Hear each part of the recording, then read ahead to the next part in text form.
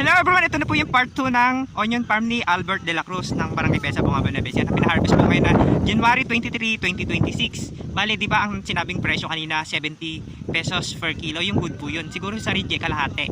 Ayan, papakita po natin yung mga nakasupot ng sibuyas. Ayan po. Dito sa right side, ayan po, nagtatali na sila.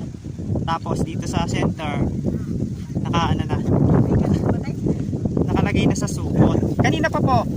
Ito po sibuyas. Nagupit po ba kaya? Ito yung mga bata. Nagupit pa kayo ng sibuyas? Pinaagam ba kayo ng mama nyo na magupit kayo ng sibuyas? Baka naman sabi nyo lang, nako, mainit. Bali, ano to, mga pamangkin ng may-ari ng sibuyas. Ayan.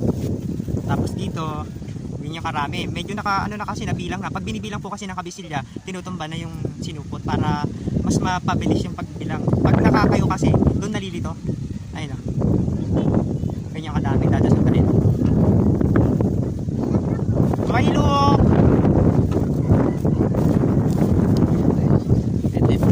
Ayan eh o.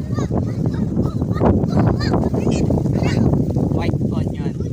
Di ba ang lalaki?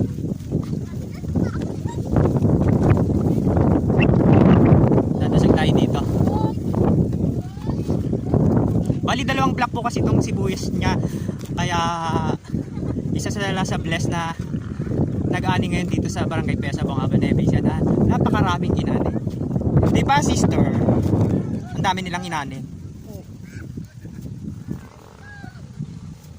Talagam niyo si Mother Earth. Lola! Ngayon pa lang siya mag-ano.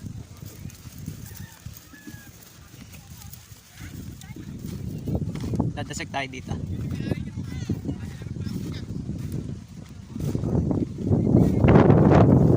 Hello ate! Nakailan na kayo?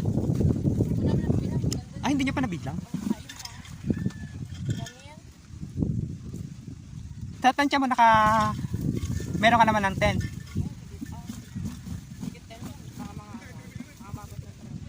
30 sa 40 pesos.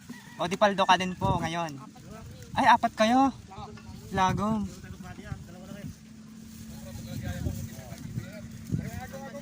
Dadatog tayo dito sa kabilang block. Papakita natin yung mga inahan.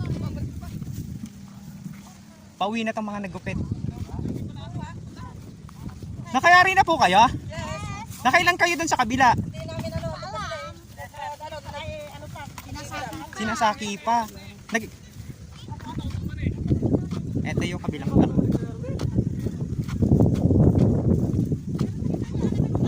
Hello po. Nakarami na kayo? Ilan po yung nagupit nyo na nakasupot? Kaya pa naman ako.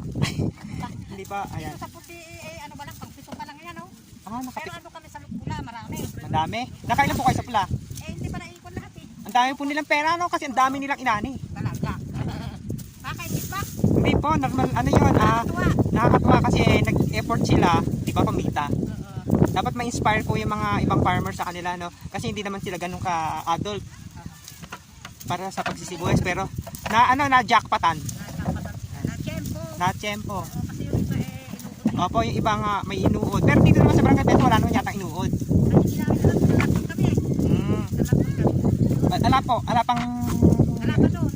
Ala pa hong nagpo-post na may inuod dito eh.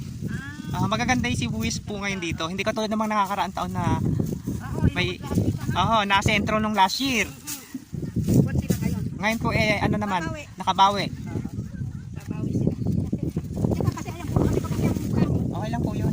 Nasa bukid po tayo eh. Okay. Isa pa.